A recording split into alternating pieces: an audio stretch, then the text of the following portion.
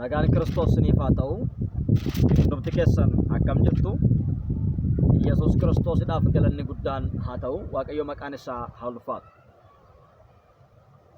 Ati eenyu? Mata duree jedhuuni sagalee Waaqayyoodhaa walii wajjin in ilaalla jechuudha. Waaqayyo har'as nu barsiisa. Yesuus Kiristoosidhaaf galanni guddaan haa ta'u. Ati eenyu? Mata duree jedhuuni sagalee Waaqayyoodhaa walii wajjin ilaallaa jechuudha. Eenyu akka taane, eenyu akka ofiin jennu, maqaan nuti ittiin of yaamnus immoo sirriidha moo sirrii miti kan jedhu sana sirriitti ilaaluun baay'ee barbaachisaadha. Ati eenyu? Yesuus Kiristoosidhaaf galanni guddaan haa ta'u. Kutaa macaafa qulqulluu keessatti ati eenyu jedhamee kan gaafatame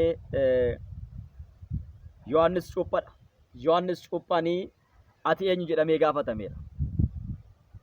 Yohaannis Cuuphaan gooftaa Yesuus Kiristoosiin dura kan ergame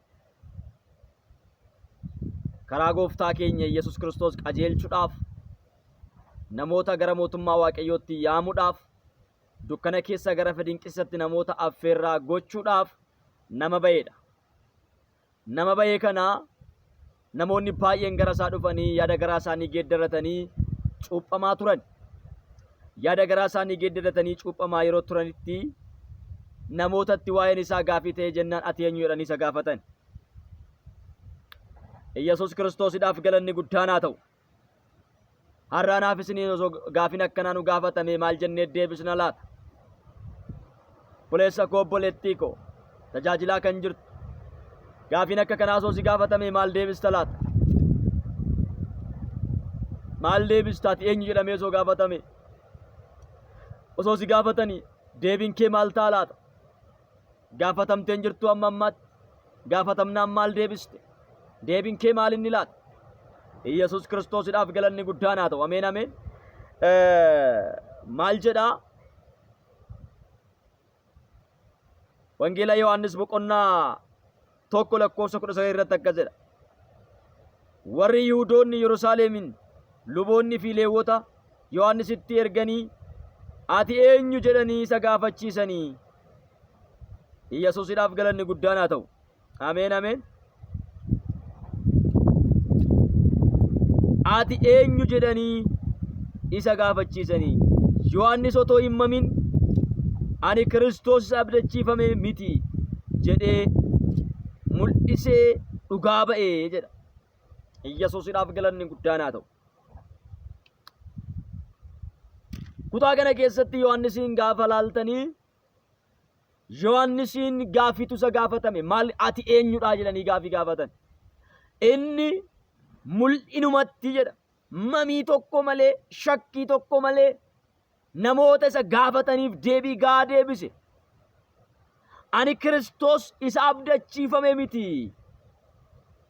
Kiristoos isa abdachiifame waa'ee isaa ragaa ba'uudhaaf, waa'ee isaa dhugaa ba'uudhaaf, waa'ee isaa namootatti himuudhaaf, waa'ee isaa namootatti agarsiisuudhaaf, maqaa isaa ol kaasee mul'isuudhaaf, maqaa isaa hundumarra caalchisee, ofirra caalchisee, namoota dhaganirra caalchisee, maqaa isaa maqaa kami hunduma maqaa kenname hunduma irraayyuu maqaa isaa caalchisee beeksisuudhaafanii dhufee jedhee namni kuni maqaa gooftaa keenya Yesuus Kiristoosiin ol kaasee mul'iseera. Yesuusidhaaf galanni guddaan haa ta'u. Warri ergaman ani Kiristoos miti gaafa inni isaaniin jedhu deebii gaarraa argachuu waan barbaadaniif, eenyu akka inni ta'e baruu waan barbaadaniif, egaa Kiristoos erga hin taane ati eenyu ofiin jetta? Nuti Kiristoos seene, isa abdachiifame Masiisi seene, eega isa hin taane ati eenyudha? Kan cuuphaa jirtu, namoota dogongora keessaa kan yaamaa jirtu, gara mootummaa Waaqayyootti namoota kan yaamtu, dukkana keessaa gara ifaatti namootaaf waamicha kan gootu, hundumtuu si dhaga'ee gara kee dhufee cuuphamaa kan jiru ati eenyudha? Duuka buutuu baay'ee horattee jirta. Namoonni baay'ee si duukaa bu'aniiru. Namoonni baay'ee si faana deemaa jiru. Hordoftoota baay'ee qabda. Kanaaf ati eenyudha? kan namni baay'ee si duukaa bu'e ati eenyudha? Kan namni baay'ee si faana deemaa jiru ati eenyudha? Hordoftoota baay'ee kan godhatte ati eenyudha? Duukaa ba'uutuu baay'ee kan horatte ati eenyudha? Yesuusiidhaaf galanni guddaan haa ta'u. Gaafii gaafatamuu qabu. Gaafa isa gaafatan deebii deebifamuu qabu. Namni kun deebise. Yohannis hordoftoota baay'ee qaba. Duuka buutota baay'ee qaba. Biyya lafaa kana keessaa diiggatanii, mootummaa dukkanaa keessaa diiggatanii, yaada garaa isaanii geeddaratanii mootummaa Waaqayyootti galuudhaaf, jireenya bara baraa argachuudhaaf isa biratti kan cuubaman namoota baay'ee, hordoftoota baay'ee qaba. Waajjira mootummaa keessaa kan dhufan, biyya lafaa kana keessaa kan dhufan, geggeessitoota biyyaa kan turan, geggeessitoota waldaa kan turan, gara isaa dhufanii yaada garaa isaanii geeddarachaa Waaqayyootti amanaa turan. Yesuusiidhaaf galanni guddaan haa ta'u.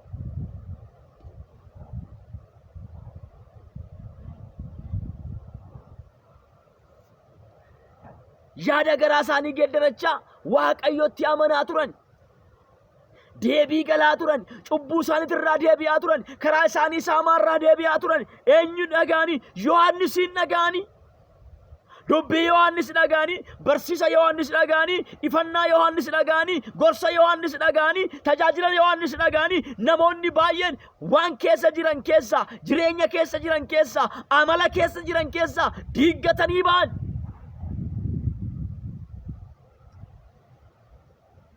Namoonni danuun tajaajila isaatiin, barsiisa isaatiin, namoonni danuun mootummaa dukkanaa keessaa ba'aniiru. Tajaajila milkaa'ina qabu. Tajaajila namoonni baay'een itti hiikaman.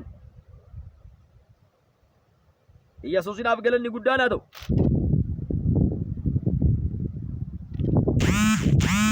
Nama tajaajileedha namni kun. Maal jedhee tajaajile? Mootummaan Waaqaa dhiyaateera, yaada garaa keessanii geeddaradhaa jedhee lallabe.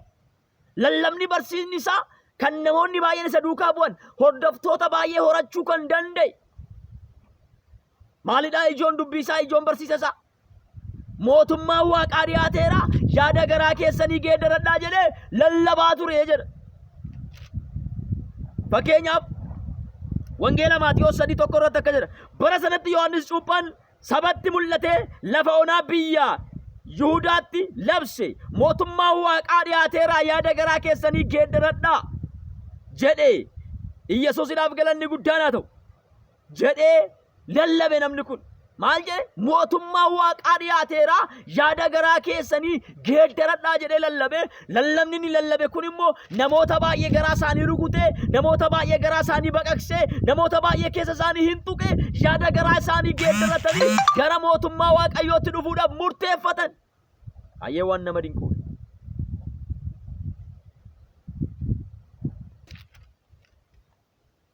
Yesuusiidhaaf galanni guddaan haa ta'u. Labsiin isaa ijoon maalidha? Mootummaan Waaqaa dhiyaateera, yaada garaa keessanii geeddaradhaa jedhe. Labsiin gooftaan keenya Yesuus Kiristoos isa booddee dhufee lallabe immoo maalidha? Mootummaan Waaqaa dhiyaateera, yaada garaa keessanii geeddaradhaa. Paawulos faanti, Phexros faanti, duuka buutonni 12 lallabni isa lallaban maalidha? Mootummaan Waaqayyoo dhiyaateera, yaada garaa keessanii geeddaradhaa, Waaqayyootti amanaa jedhan. Lallabni keenya bara kanaa immoo maalidha? Sanatu nama fannisa. Yesuusiidhaaf galanni guddaan haa ta'u. Ameen ameen. Saan isinuma fannisa. Kan bara keenya. Dhaabadhaaf ilaala. Ati eenyudha jedhanii gaafatan nama kan. Kan waa'ee mootummaa Waaqayyoodhaa lallabdu. Ati eenyudha?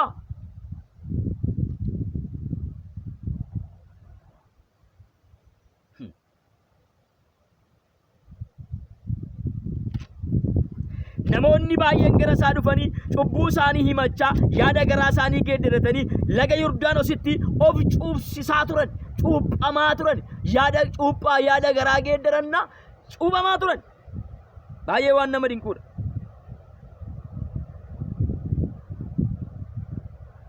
Lakkoofsa irratti akka jira Maatiyos 3:5.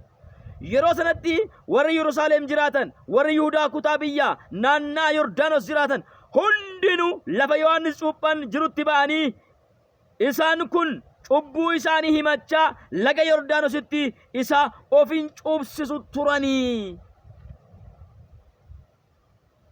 mootummaa Waaqayyoo dhiyaateera. Yaada garaa keessanii geeddaradhaa. Waaqayyootti amanaa. Waaqayyo cubbuu keessa isinii dhiisa jedhee gaafa inni lallabu namni hundumti isaanii naannoo sana kan jiran baay'een dhaqanii achitti Yohaannisiin cuuphamaa turan yaada garaa isaanii himachaa. Yohaannis garuu Fariisotaa fi Saaduqoota keessaa namoonni baay'een cuuphamuudhaaf gara isaa dhufuu isaanii yommuu arge, isin ijoollee marrataan nana dheekkamsa isinitti dhufuu jiru jalaa akka baqattaniif eenyutu isinitti yaadachiise? Laala, Yohaannis Fariisonnii fi Saaduqoonni gara isaa gaafa dhufan,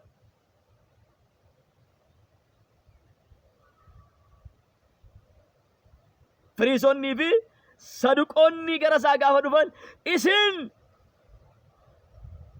ilmaan marrataa, ilmaan bofaa,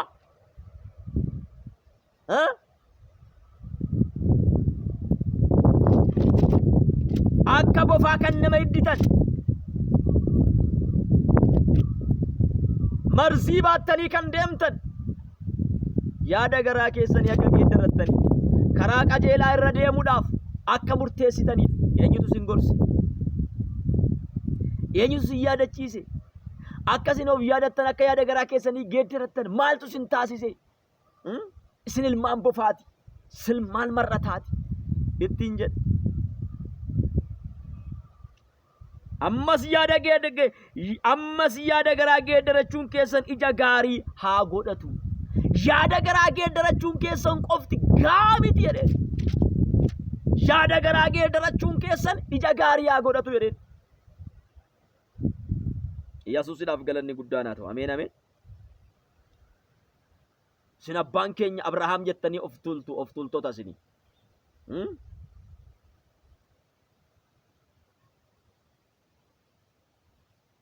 Abbaan keenya Abrahaam jettanii of tultu. Garuu isinittan himadheen qottoon hidda mukaa hundumarra kaa'amee jira dheen. Kana jechuun ilmaan namootaa irratti qottoon kaa'amee jira dheen. Amma iyyuu qottoon hidda mukaa hundumaa irra kaa'amee jira. Mukti ija gaarii hin godhanne hundinuu muramee ibiddatti ni naqama jedhee gorsee dheen. Mukti ija gaarii hin godhanne hundisaayyuu muramee badaa'e. Yaada garaa geeddarachuun keessan, Yesuusitti amanuun keessan ija gaarii hin godhatu yoo ta'e, kat murama.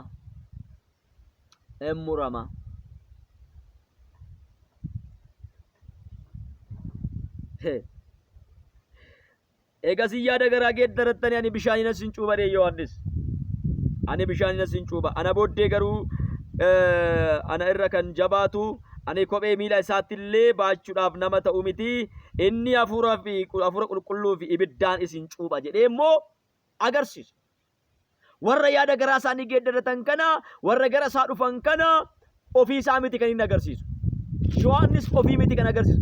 Namni dhufu hundumtuu eenyuun laala? Yohaannis hin laala. Ka argu eenyudha? Yohaannis. Yohaannis garuu eenyuun agarsiisa? Ana booddee waatu jira dhee agarsiisaa jira. Kan na booddee dhufutu jira.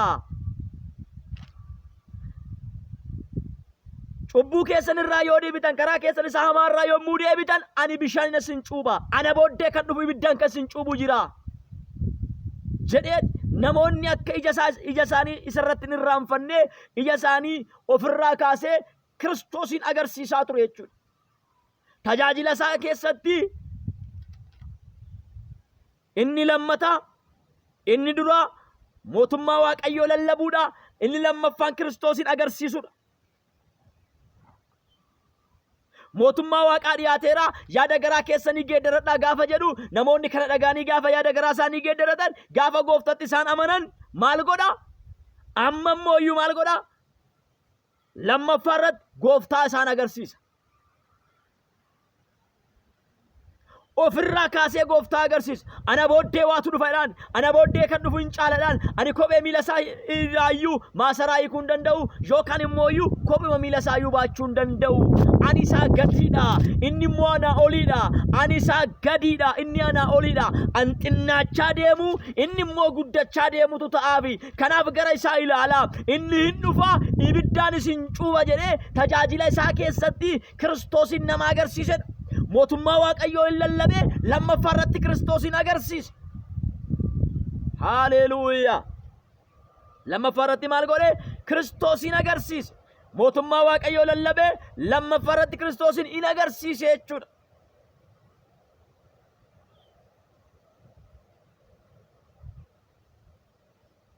Kanaaf namootatti gaafii ta'e, waa'een Yohaannis namoota baay'eetti gaafii ta'e.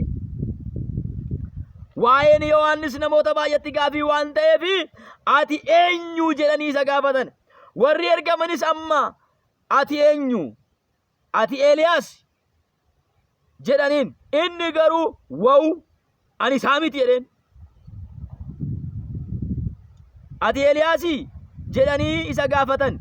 Inni immoo wa'u ani isaa miti jedheen. Isaan immoo ati raajicha ittiin jedhan.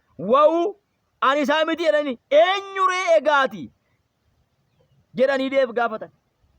Eeliyaasin ergan taane, raajii ergan taane, Kiristoosin isa dibame yookaan immoo masiicha ergan taane ati eenyudha? Eenyu ati? Kan cuubtu eenyu ati? Kan barsiistu eenyu ati? Karaa dhugaa kan labsitu eenyu ati? Ati eenyudha? Kasin ajaa'ibu keessaa namichaan kun raajiidha.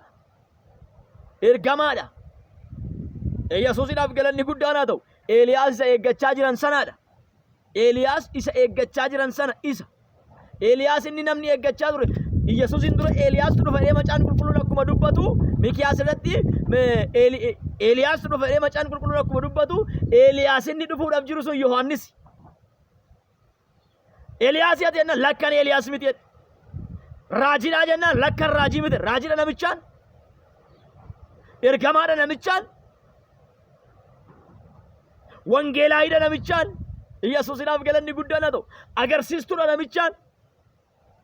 Kana hundumaa ani miti jedhe. Ani miti jedhe. Ani eenyu akkan ta'e na dhaga'aadheen.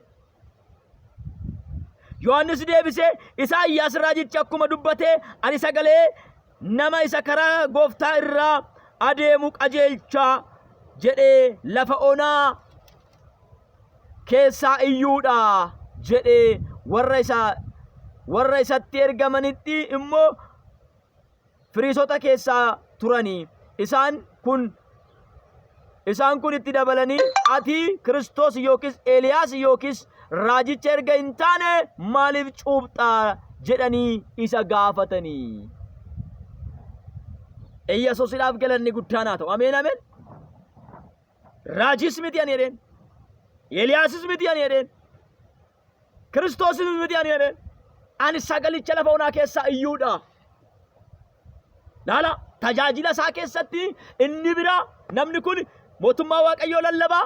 Mootummaa waaqayyoo erga lallabe immoo namoonni yaada garaa isaanii yommuu geeddaratan Kiristoosin agarsiisa. Sadaffaa irratti immoo tajaajila isaa keessatti nama gadi of deebisee Kiristoosin ol kaasudha. Eenyummaa isaa dhoksee eenyummaa waaqayyoodhaa kan beeksisu.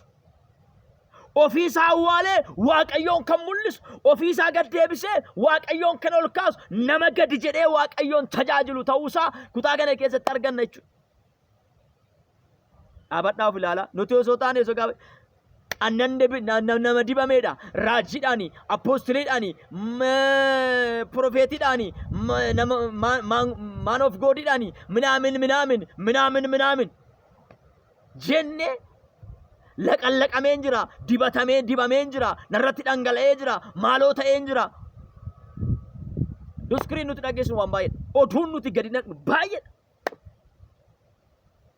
Allaqameen jira, nama dibataati, dibatan narra jira, ayyaana narra jira, maalootu narra jira. Oduu keetiin wanti ta'u tokko hin jiru. Yesuusidhaaf galanni guddaan haa ta'u. Dibanni sirra akka jiru, ayyaanni waaqayyoo sirra akka jiru, odeessiteef miti kan mul'atu. Hojiidhaan mul'ata. Nama dibataa yoo taate, dibanni sirra jiru hojiidhaan mul'ata. oduu keetinii miti kan mul'atu. Dhugaadha. Dhugaadha. Warra Kiristoositti amanan dadhabsiisuu dadhabnaan, Iyyasuus irraa adda nu baasuu dadhabnaan, seexanni raajota muudee nutti gadhiise. Apoostilii muudee yookaan ergamaa warra jedhan muudee nutti gadhiise. Maqaa tajaajilaa gosa adda addaatiin, kaan wangeelaayiidhaan, kaan paastarummaadhaan, kaan maquma waldaan fayyadamtuuni maquma sanaan shoomee gadhiise. Raajummaa isaanii keessatti Kiristoosiin miti kan calaqqisiisan, ofii isaanii calaqqisiisu. Sunni ergamoota seexanaadha. Namni tajaajila isaa keessatti Kiristoosiin hin mul'isne, namni tajaajila isaa keessatti Kiristoosiin hin agarsiifne, inni of agarsiisu, ergamni isaa kan isa ergee, ergaan inni ergee dabarfachaa jirus ergaa seexanaadha. Daabiloos yeroo hundumaa of tuulummaadhaan kan beekamedha. Daabiloos yeroo hundumaa ofii isaa mul'isa. Daabiloos yeroo hundumaa of tuulaa, of mul'isaa, ofii mataa ta'uu barbaada, ofii dura ta'uu barbaada, ofii geggeessuu barbaada. Waaqayyoon iyyuu kan inni ittiin wallabe fonqolcha mootummaa geggeessuudhaaf yaadeeti. Kan inni Waaqayyo wajjin wallabe mootummaa Waaqayyoo fonqolchee ofii isaatii mootii ta'uu barbaada. Kanaaf seexanni labsii isaa keessatti yeroo hundumaayyuu warra ofii isaatii muudate, warri inni muudee gadi dhiise, labsii isaanii keessatti, tajaajila isaanii keessatti, raajummaa isaanii keessatti, geggeessummaa isaanii keessatti, maaloo isaanii keessatti kan isaan mul'isan tokko ofii isaanii. Yesuusiidhaaf galanni guddaadha. Ofii isaanii mul'isu. Abeetan nama akkanaati. Nama dibameedha. Nama laqallaqameedha. የተቀባ ክርስቶስ ነው ባክ ኢየሱስን አፍገለኒ ጉዳና ነው አነመ ዲበሜዳ አነመ ለቀለቀሜዳ ዲባታቱ ነራጅራ ማሎ ማሎ ማሎ ኦቱኬቲ ወንቲ ተውንጂ ዮሐንስ ራ ታይ በረድ ዮሐንስን እንጫሉ ተጃጅልከ እኒ በረና ዮሐንስን እንጫሉ ለገኝ ዮሐንስ ክርስቶስን ድሮ ergame sana hincalu ergamnati baatte deemtu tajaajilati baatte deemtu labsinati baatte deemtu ዮሐንስን hincalu gattaa ዮሐንስ irraa barad gooftaan keenya ዮሐንስif gaafa ragaa ba'u nama ta'ee dubartii irraa kan dhalate keessa ዮሐንስን kan ga'u hin jiru ዮሐንስ baay'ee guddaadha ዮሐንስ baay'ee beekadha ዮሐንስ baay'ee hubataadha ዮሐንስ baay'ee ogeessa tajaajila isaa keessatti ogummaa qaba nama ofii isaa gadi deebisee gooftaa mul'isu guddummaa isaa dhiisee beekumsa isaa sana dhiisee ogummaa isaa sana dhiisee isa ogeessa ta'e isa guddaa ta'e isa bara baraan jiraatu Yesuusin agarsiisa nama tajaajilee waa'ee mootummaa lafarraa osoo hin taane waa'ee mootummaa waaqarraa nama lallabuudha waa'ee jireenya lafarraa osoo hin taane waa'ee jireenya bara bara nama lallabuudha labsiin irra waldaa kiristaanaa keessa jiru waldaa kiristaanaa keessatti seexanni tajaajiltoota dibee seexanni tajaajiltoota muudee gara waldaa kiristaanaatti kan gadhiisee waldaa kiristaanaa keessa namoonni bara kana wacaa jiran waa'ee mootummaa lafarraa lallabu waa'ee jireenya lafarraa lallabu waa'ee jireenya waggaa 80 lallabu mana jaarratta makiinaa bitatta maaloo taata akkas taata akkana taata namni waa'ee mootummaa waaqayyoo lallabu hin jiru mootummaa waaqaa dhiyaateera yaada garaa keessanii geeddaradhaa jedhee lallabe kumaatama baay'ee mootummaa waaqayyootiin booji'eera har'a namoonni kan booji'amuu dadhaban gara mootummaa waaqayyootti dhufuu kan didan namoota akka kanaa kana sheexanni dibee waldaa kiristaanaa keessa kaa'e kanatu namoota mootummaa waaqayyootti akka isaan hin dhufne taasise har'a meeqaa keenya mee dhaggeeffadhaa Kiristoos deebi'ee dhufuu isaa kan lallabu jira laatarra waldaa keessa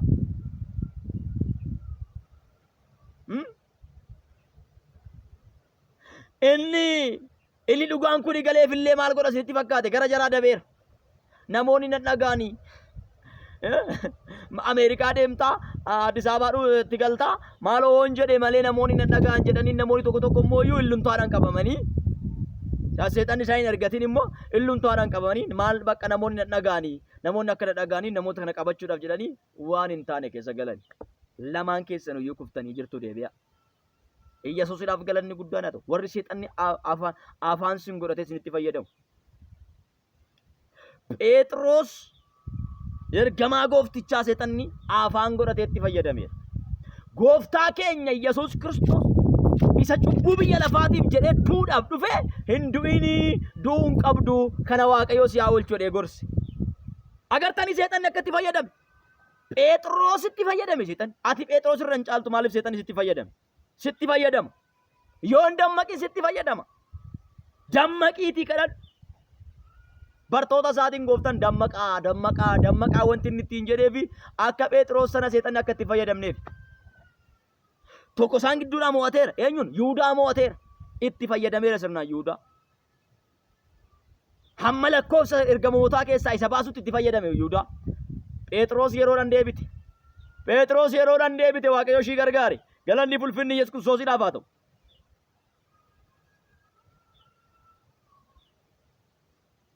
Yeroodhaan deebii Waaqayyo si gargaara. Ergamaan Waaqayyoo Phexros Waaqayyootu isa gargaare yeroodhaan deebi'e.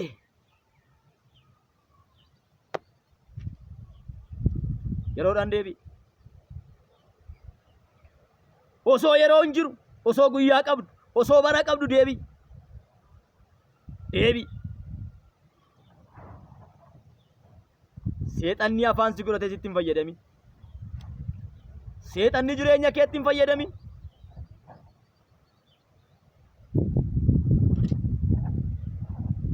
Maasitti fayyadama seexanni?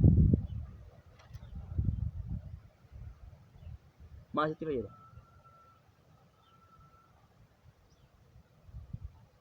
Maaf hin deebine, maaf hin dammaqne? Eessa akka jirtu maaf of hin laalle? Yohaannis irraa baraa. Nama guddaa ta'ee osoo jiru, nama gad of deebisee, Waaqayyoon ol kaasee mul'isee. Kan yaamamteef isa ol kaasuudhaaf yaamamte. Maqaa isaa ol kaastee beeksisuudhaaf yaamamte. Ofii keetii gadi jettee isa ol kaasu. Faarsaan keenyas keessan dhaabadhaati ilaalaa. Faarsaan keessan Kiristoosin yoo mul'isnu. Yesuusiidhaaf galanni guddaa haa ta'u. Al tokko faarsaa wayinaaf ergani. Nan dhaggeeffadha. Jaalallee kiyyaa sin jaaladhaa minaamin iyyaalee bajaalallee carrasa. Jaalallee soma jedhu xumurame. Jaalalleemmaan kun kamii? Jaalalleen kun kamii? Eenyu maqaan isaa? Osoo hin jedhee gaafadhu inni faarfatu faarfannaa isaa xumure. Maqicha dha'uu maaliif sodaattan? Warri lallabdan, warri barsiistan, Yesuusin maqaa dha'uu maa sodaattu? Yesuus maqaa isaa maaf hin yaamne? Maqicha ol kaastanii maan mul'isne? Mootummaa Waaqayyoo maaf hin lallabne?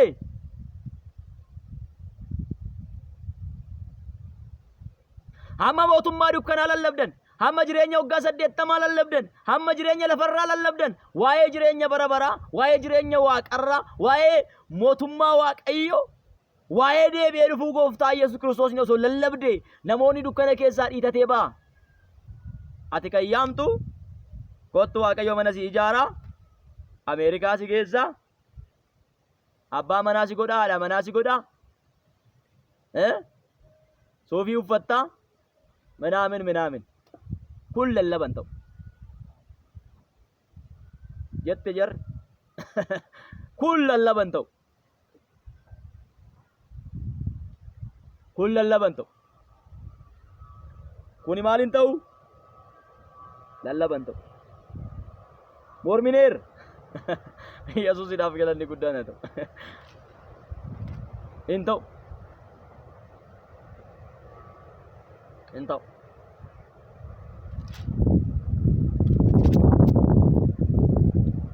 Dhalootaan burjaajessinaa deebi'aa. Karaarraa namootaan balleessinaa deebi'aa. Ofii keessanii karaarraa baddanii jirtu. Lallabni keessan waa'ee mootummaa Waaqayyoon urgaa'u yoo ta'e, waa'ee jireenya bara baraa hin dubbatu yoo ta'e, baddanii jirtu deebi'aa. Waaqayyo sin haa gargaaru.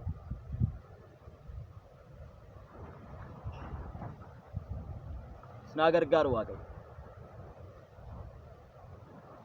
Warra waa'ee mootummaa Waaqayyoo dhiistanii mootummaa lafarraa lallabdan.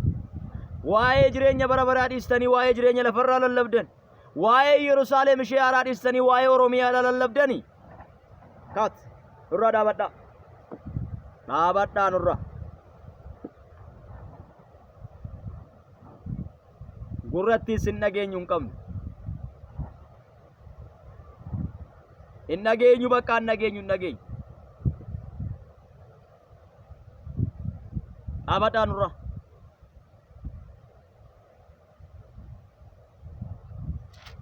Waa'ee mootummaa Waaqayyoo lallabi. Waa'ee jireenya bara baraa dubbadhu.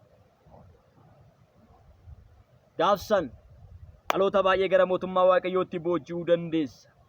Fariisonni osoo hin hafin, Saaduqoonni osoo hin hafin, Yihuudoonni osoo hin hafin, Yerusaalem keessa kan jiraatan baay'een isaanii gara Yohaannis dhufanii yaada garaa isaanii geeddaratan. Hojjettoota mootummaa osoo hin hafin, warri biyya bulchan maal goonuudhaan bakka Yohaannis bira dhufanii maal goonu akkam goonu maal goonu damoosa isiniif kenname malee gubboo namarraa hin nyaatinaa jedhan isaanii. Yesuusidhaaf galanni guddaan haa ta'u.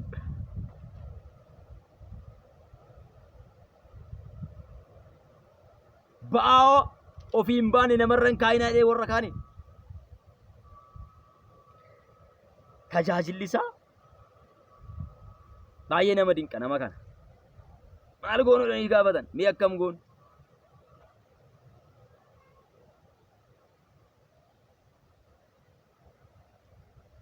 Maal goonu?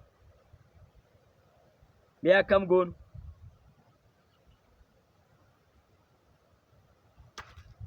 Yesuusiidhaaf galanni guddaan haa ta'u. Ameen ameen. Maal goonu akkam goonu jedhanii gaafatan. Deebii gahaa ta'e isaaniif deebise. Har'allee kanatu barbaachisa jechuudha har'allee. Kanatu barbaachisa. Mootummaa Waaqayyoo yoo lallabde dhaloota baay'ee gara mootummaa Waaqayyootti booji'uu dandeessa. Kiristoosii yoo agarsiiste namoonni baay'een cimanii dhaabachuu danda'u. Har'a baay'een keenya finnee ofirratti ijaarreerra. Gaafa ati dogongortu namoonni baay'een gooftaa gadhiisanii chaa'u. Maaliif jalqaba ofirratti ijaarte ka?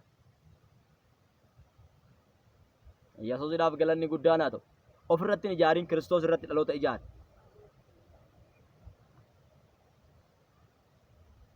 Dhaabadhuuti of ilaali. Eessa akka jirtu dhaabadhuuti of ilaali. Maalirra akka jirtu dhaabadhuuti of ilaali. Hojiin kee maal akka inni ta'e dhaabadhuuti of ilaali. Yaada garaa kee geeddaradhu gara mootummaa Waaqayyootti deebi'i.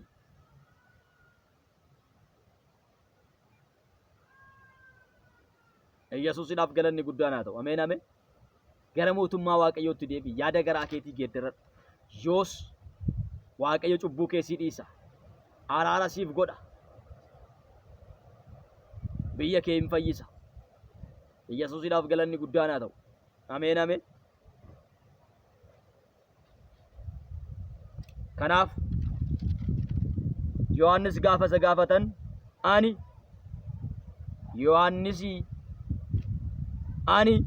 raajiidhaa, ani ergamaadhaa, ani nama dibataatii hin jenne. Maal jedhe? Sagalee lafa onaa keessaa iyyuu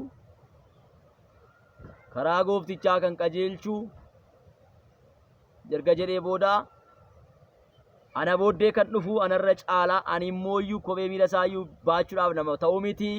Inni gaafa dhufu ibiddaan fi hafuura qulqulluudhaan waan isin cuubuuf gara isaa ilaalaa. Isatti amanaa. Isa faana deemaa. Jireenya keessan isa faana godhadhaa. Inni waa hundumaan guutuu isin godha jedhee waa'ee gooftaa keenya Yesuus Kiristoos barsiise.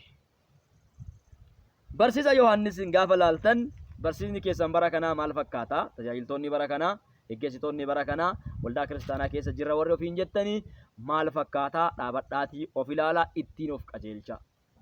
Waa'ee mootummaa Waaqayyoo lallabaa. Namaan bakka raajiitti raajjee Ameerikaa deemtaa jettee namichaan Ameerikaa waan deemeef gooftaatti si amana sitti fakkaate. Ameerikaa gaafa deeme gooftaa hin dhiisa. Kottaa dha manaa sii kenna Waaqayyo jettee itti raajjee haadha manaa gaafa argate gooftaa faana deema sitti fakkaate. Kuni amanticha irratti warra dhiibbaa akka dhiibbaan geggeeffamuuf Kiristoositti namni akka hin amanneef seexanni warra dibee baasetu kana raaja. Raajii akka kanaa kan raajan, labsii akka kanaa kan lallaban, rabsii waa'ee biyya lafaa kanaa, waa'ee jireenya biyya lafaa kanaa, waa'ee gosummaa, waa'ee amaarummaa, waa'ee oromummaa, waa'ee maaloo, waa'ee lafa kanaa, bakka lafa kana wajjin kan walitti axxabbaqame, lafa kana wajjin walitti kan hidhame warri lallaban daabiloosii wajjin tokkummaa warra qabanidha. Amanticha irratti dhiibbaa fiduudhaaf warra ba'anidha. Kiristoos irraa namoota deebisuudhaaf, namoota Kiristoos irraa booddeetti harkisuudhaaf warra bahanidha. Dibata seexanaatiin warra dibamanidha. An dibameera kan jettu, laqameera kan jettu, oqqee seexanaa ofirraa qabaatte malee dibata Kiristoos ofirraa hin qabdu. Deebi yaada garaa kee geeddaradhu, mootummaa Waaqayyoo lallabi, waa'ee Kiristoos dubbadhu. Waaqayyo kan barbaadu kana Waaqayyo kan barbaadu. Kiristoos maal jedhee ati maal jetta? Maal na barsiisi hin jedhe Kiristoos. Maal na barsiisi hin jedhee maal adaraasitti kennatee ati immoo maal hojjechaa jirta? Maatiyos 28 dhaqaatti dubbisaa. 18 irraa kaasati. Maatiyos 28 18 irraa dhaqxanii gaafa dubbistanii adaraan Kiristoos kennatee deeme kan biraa dhaloonni bara kana ammoo kan lallabu kan biraa na wajjiniinu. Maal jedheetti maal jechaa jirra nuti? Inni maal naa godhaale nuti immoo maal gochaa jirra? Mee kutaa san dubbisee tan xumura. Maatiyos 18 irraa kaasee dubbisuun dirqama kiyya. Yesuus immoo gara isaanitti dhiyaatee gooftummaan hundinuu Waaqa irratti lafa irratti anaaf kennameera. Gooftummaan hundinuu eessarratti Waaqa irrattis lafa irrattis kan kooti. Amma achi gooftaan biraan jiru jechuusaati. Yesuus erga du'ee du'aa ka'ee booddee gooftaan biraan jiru. Yesuusiidhaaf galanni guddaan haa ta'u. Lafa irrattis samii irrattis gooftaan tokkicha innis Yesuus jedhama. Lafa irrattis Waaqa irrattis gooftaan tokkicha innis Yesuus jedhama. Gooftummaan hundinuu anaaf kennameera jedhee gooftaan keenya kan dubbate. Lafa irrattis Waaqa irrattis gooftummaan eenyuudhaaf kenname? Yesuus Kiristoos nama Naazreetiif kennameera.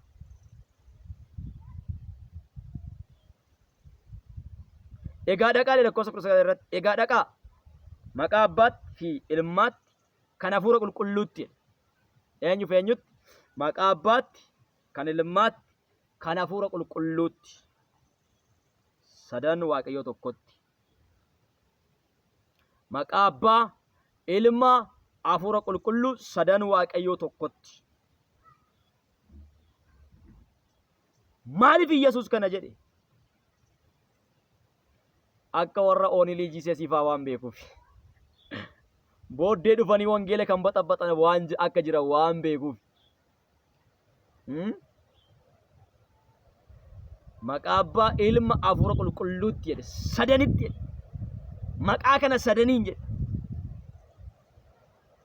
Isaan cuuphuudhaan saba hundumaa bartoota koo godhaa. Maal gochuudhaan? Isaan cuuphuudhaan saba hundumaa bartoota koo godhaa.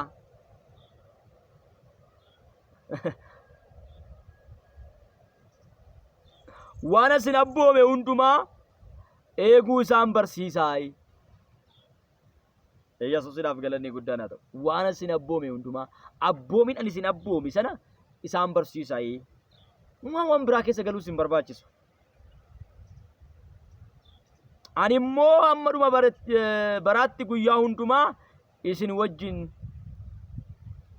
jira jedhee Yesuusiidhaaf galanni guddaan haa ta'u. Abeedhamee isaaniin jedhe. Waa'ee mootummaa koo kan lallabdanii namoota boojitanii gara mootummaa kootti fidanii waan isin abboome kan barsiistan yoo ta'e, wangeela mootummaa kootii lallabdanii namoota gara mootummaa kootti kan fiddan yoo ta'e, ani guyyaa hundumaa isin jedhee isin faana jira jedhe Yesuus. Yookaan nu faana hin jiru. Nu faana hin jiru jechuudha. Wangeelicha lallabaan jiru taanaan Kiristoos faana hin jiru. Adaraa inni sitti kennate hojjechaa hin jirtu taanaan Yesuus faana hin jiru. Akkanumaaf kophaa kee xol jechaa jirta. Maatiyos 7:20 Sinini miti kanan jedhe nan dhagaye waan ta'eef Yesuusiidhaaf galanni guddaan haa ta'u. Ameen ameen. Nan dhagaye sagalee Waaqayyoo tokkon dhagaye 7:21 Maatiyos 7:21 irratti dhaqxanii gaafa laaltanii jara tokkotu jira. Jara tokkotu jira. Isaanillee jaalala abbaa koo isa Waaqa irraa nama hojjetutu mootummaa Waaqayyootti gala malee namni yaa gooftaa jechuu duwwaadhaan itti gala miti. Jaalala abbaa koo isa Waaqa irraa nama godhutu mootummaa Waaqayyootti gala malee namni yaa gooftaa naan jechuu duwwaadhaan itti hin galu. Guyyaa sanatti Yesuus guyyaa isa dhumaa sanatti namoonni baay'een yaa gooftaa nuyi maqaa keetiin raajii dubbanneerra. Raajii dubbachuun waasiisii ta'uu hin danda'u. Wabiisiif hin ta'u obboleessa koo. Raajii dubbachuun kee wabiisiif hin ta'u. Raajii dubbanneerra maqaa keetiin hafuurota hamoota baafneerra. Yoggaati jettuun teestadhaanis haa ta'u, itichoodhaanis haa ta'u, kaballaanis haa ta'u, kamiinuu haa ta'u. Seexanni iyyee waan sii ba'eef waasiisii ta'uu hin danda'u. Yesuusiidhaaf galanni guddaan kamiinuu haa ta'u. 90 iyyisiisi baasi. Karaa kamiinuu baaftee karaa kamiinuu hojjattee sonaa miti kan ilaallamu. Hafuurota hamuu baasuun kee wabiisiif hin ta'u. Wabiisii hin darbu. Maqaa keetiin hafuurota hamoota baafneerra. Hojii angos maqaa keetiin baay'ee hojjanneerra naan jedhu. Hojii angoo qabu, humna qabu baay'ee isaa hojjanneerra. Dhukkubsataan baay'een harka isaaniitti fayyeera. Jaamonni ija isaanii banameera. Dinqii gurguddaan ta'eera. Ibiddi samiidhaan amma bu'utti. Wanti hin taane hin jiru ka. Waan baay'eetu ta'e jara kana harkatti. Garuu mootummaa Waaqayyootti hin galle. Mootummaa Waaqayyootti galuudhaafi jaalala Waaqayyoodhaa raawwachuudha. Waan Waaqayyo sirraa barbaadu sun hafuura hamaa baasuu kee bichaa miti. Raajii dubbachuu kee miti. Dinqii gochuu kee miti.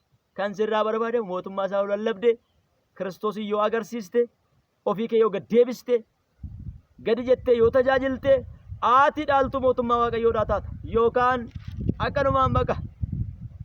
Akkanumaan walii gaffiiddee caffaraa jirta. Yesuusiidhaaf galanni guddaan haa ta'u. Ameen ameen. Caffaraan immoo baay'ateera bara kana waldaa keessatti. Inni kunis aadaa Harargee jedha kun, aadaa Wallaggaa jedha kun, aadaa Booranaa jedha kun, aadaa Arsii jedha.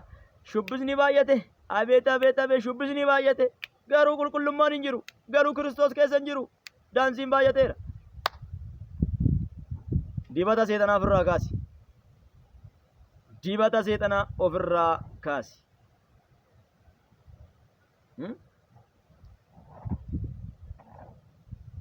Shubbisa Booranaa waa shubbistee mootummaa Waaqayyoon galtu. Kan Arsii waan shubbiftee mootummaa Waaqayyoon galtu.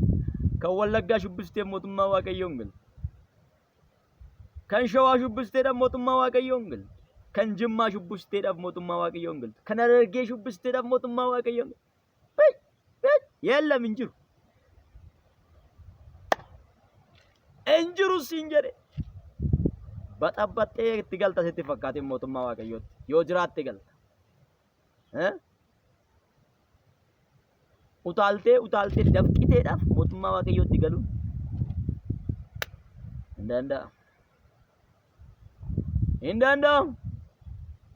Waaqayyo maal akka sirraa barbaadu duraan dursii bari. Maal sirraa barbaada Waaqayyo? Maal sirraa barbaada? Ofii keetiif iyyuu hin deebine immoo aadaa Oromootiin, aadaa Amaaraatiin, aadaa Maalootiin ani shubbisee namoota gara mootummaa Waaqayyootti fidaadha. Atuu hin deebine maal fidda? Eenyu fidda? Dhoqqee keessa gangalattee as naa fidda hin fiddu. Waa tokko gochuu hin dandeessu. Ofii keetiif iyyuu Kiristoosii wajjin hin jirtu. Ofii keetiif iyyuu Kiristoosii wajjin hin jirtu siin jechaa jira. Duraan dursitii ofii kee Kiristoosii wajjin hin ta'i. Sana booda waan biraatti seenta.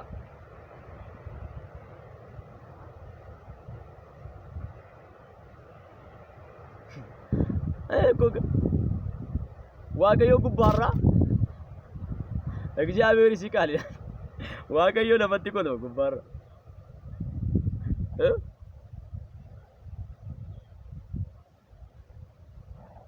ኢየሱስidhaaf galanni guddaadha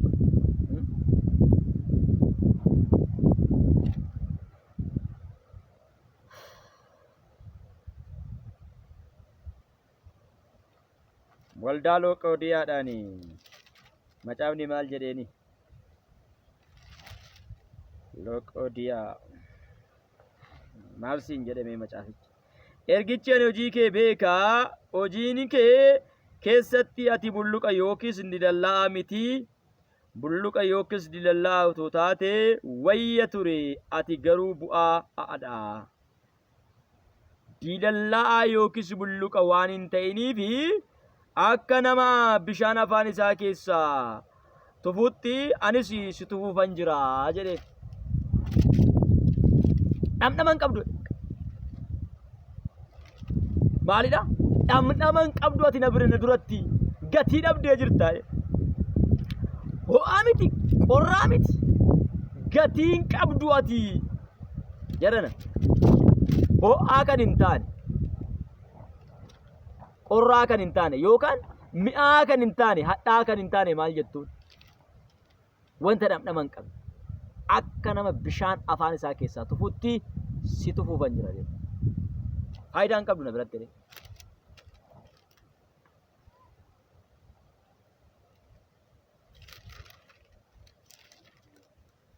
akkasitti jirti waldaan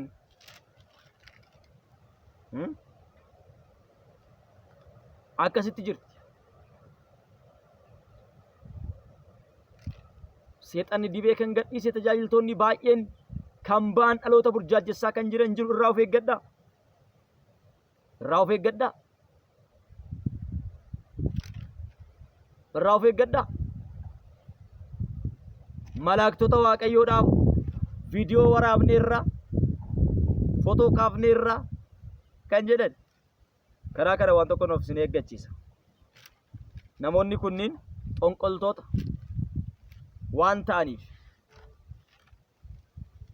ergaa isaanii yoo fudhattan hin maraattu silittan himaa dhagaa ergaa isaanii kan fudhattan yoo taatan hin maraattu tokkichi maal jedheera viidiyoo ergamootatan waraabee jira yuutuubii irrattan gadhiisa namoota baay'ee sammuutu keessaa fuudhama jedheetoo labsii dabarseera ergamoonni waaqayyoo sammuu nama keessaan fuudhan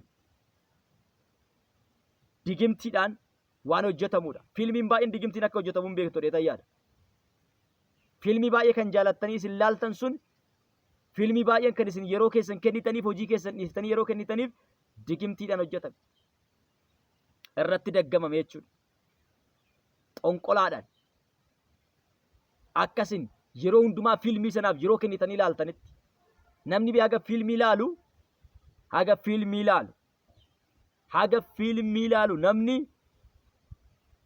macaafa qulqulluun laalu sagalee waaqayyoo hin dhaggeeffatu fiilmiidhaaf haga bakkee qabu jechuudha. Qaanaa kan jedhamu namoonni baay'een akka maleetti ilaalu akka malees jaalatu garuu namoota keessaa iyyee ba'aa jira. Yesuusidhaaf galanni guddaan haa ta'u namoota keessaa iyyee ba'aa jira. Afurri fiilmiidhaan itti galu namoota keessaa iyyee ba'aa jira. Yesuusidhaaf galanni guddaan haa ta'u. Dhaabadhaatee of ilaalaa. Eessa akka jirtan dhaabadhaatee of ilaalaa. Maal irra akka jirtan dhaabadhaatee of ilaalaa. Hojiin keessan maal akka inni ta'e dhaabadhaatii of ilaalaa. Kufaatii keessan dhaabadhaa ilaalaa. Badiisa keessan dhaabadhaati ilaalaa. Yesuusidhaaf galanni guddaan haa ta'u. Goyyoomsaa seexanaa jalaa haa baanu. Maaf seexanni nu goyyoomsa? Maaf mootummaa waaqayyootti irraa hafna? Wal gargaarree gara mootummaa waaqayyootti ceena. Wal barsiifnee wal gorfannee wal deebisnee Yesuusidhaaf galanni guddaan haa ta'u.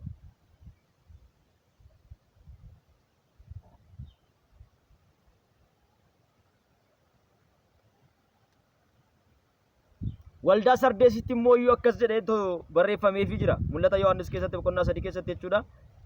Ergichi ani hojii kee beekaa, maqaadhumaaf jiraataa jedhamtee waamamtaati garuu du'aadha jedheen. Maqaadhumaaf maalidha?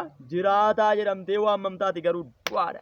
Waaqayyoo wajjiniin jirtu taanaan tajaajilli kee Waaqayyoo faana hin jiru taanaan tajaajilli kee du'aadha. Jireenyi kee Waaqayyoo faana hin jiru taanaan jireenyi kee du'aadha. Yaada deemta malee du'aadhaati. Yaada deddeebita malee du'aadhaati.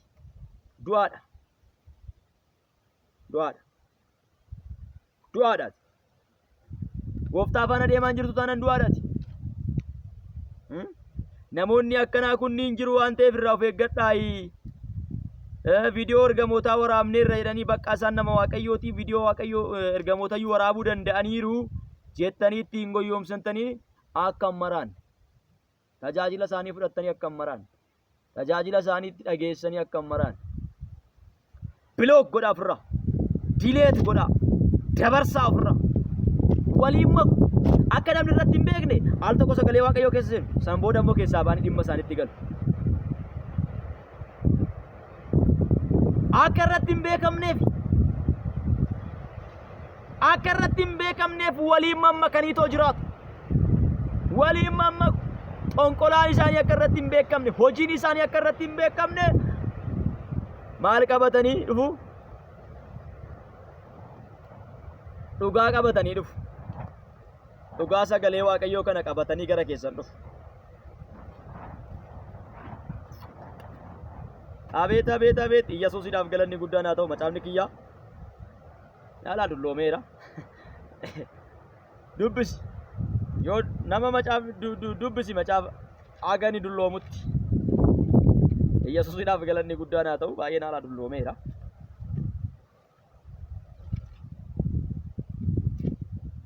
Maaliif? Yeroo hunda waan laallamuufi waan dubbifamuufi dulloomeera. Yesuusiidhaaf galanni guddaan haa ta'u. Ameen ameen. Kan biraa immoo haaraa kun yoo isin jalaa dulloomee yoo isin jalaa ciccitee barreeffamni isaa yoo isin dubbachuu didee kan biraa haaraa bitattu. Yesuusiidhaaf galanni guddaan haa ta'u. Ameen ameen. Dubbisaa macaafa qulqulluu. Jarri kun isin goyyoomsuudhaaf maal godhu? Kanuma isin jala foo qabu dursanii. Osoo isin macaafa laaltanii isaan kan biraa duuba isinitti cabsaniiru. Dhugaata akkasinitti dubbatanii soba digdama isinitti himu. Irraa of eeggadhaa. Hattoota, saamtota, sagaagaltoota irraa of eeggadhaa. Irraa of eeggadhaa. Irraa of eeggadhaa.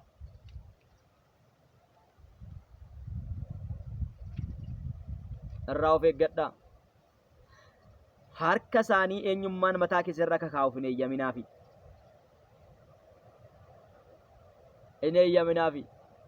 Hafuura Waaqayyoo osoo hin taane hafuura biraa isinitti dabarsu. Hafuura Waaqayyoo osoo hin taane hafuura biraa isinitti dabarsu.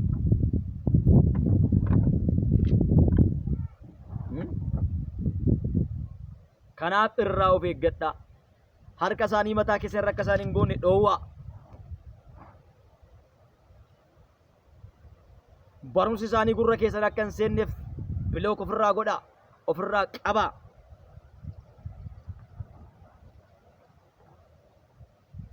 Jal'oota waan ta'aniif isin jal'isu. Sobdoota waan ta'aniif isin sobsiisu. Kufanii jiran waan ta'aniif isin kuffisu. Irraa of eeggadhaa. Gooftaan isin haa eebbisu. Yohaannis irraa baraa.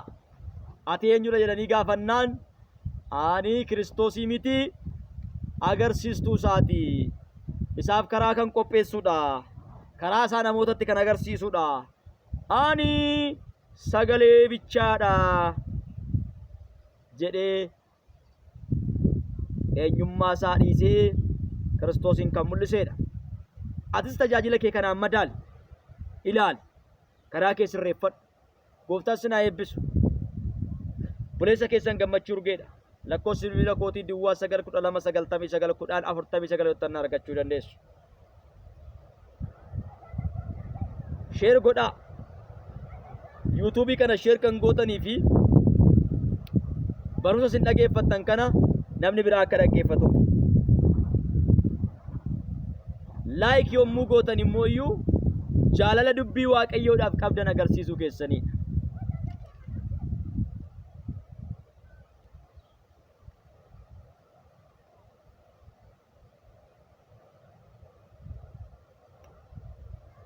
Yesuusidhaaf galanni guddaan haa ta'u. Ameen ameen. Jaalala dubbii waaqayyoodhaaf qabdan agarsiisuu keessaniidha. Laayik yommuu gootan jechuudha. Sabiskiraayib yommuu gootan immoo iyyuu sagaleen kun yeroo hundumaan hin darbini. Sabiskiraayib gootanii mallattoo bilbilaa sanatti yommuu buutanii isheen yommuu tuqxan ol kan jedhu kan isinii dhufu irratti yoo tuqxan ol yoggaa gootan ol sabiskiraayib yommuu gootanii sagaleen kun yeroo barsiifamu hundumaatti hin darbini. Miseejiin isaan haa dhaqqabu jechuu keessaniidha. Sinin darbu jechuudha. Yeroo akkas gootan yeroo hundumaa isinii dhufaa seentanii dhaggeeffachuu dandeessu jechuudha. Ameen.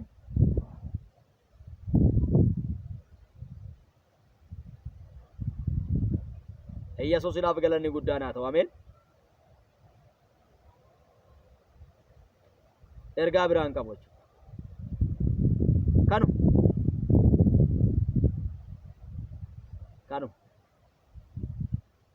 Gooftaan sinaa eebbisu.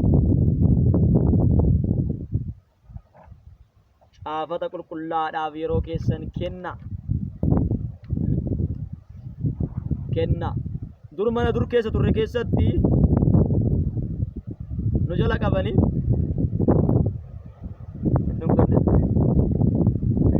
dhunganna turre. Dhungachuu malee waan beeknu waan keessa jiru. Hadha Waaqayyo nu ibsee keessa bannee gaafa laallu Yesuusin keessatti arganne. Gaafa keessa isaa bannee laallu eenyuun arganne? Yesuusin keessatti arganne. Yesuus tas keessa jira.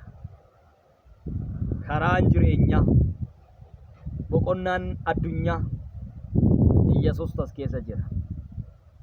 Haleluuyaa. Dur akkasuma dhungachaa ture. Maal akka inni jedhu hin beekne, maal akka keessa jiru hin beekne. Amma Waaqayyo ija keenya banee jennaan dubbisnee gaafa keessa laallu Yesuusin keessatti argannee Yesuusitti garagalle. Mana duraanitti keessatti dhungachaa turre sana dhiisne. Yesuusidhaaf galanni guddaan haa ta'u. Shaaloo.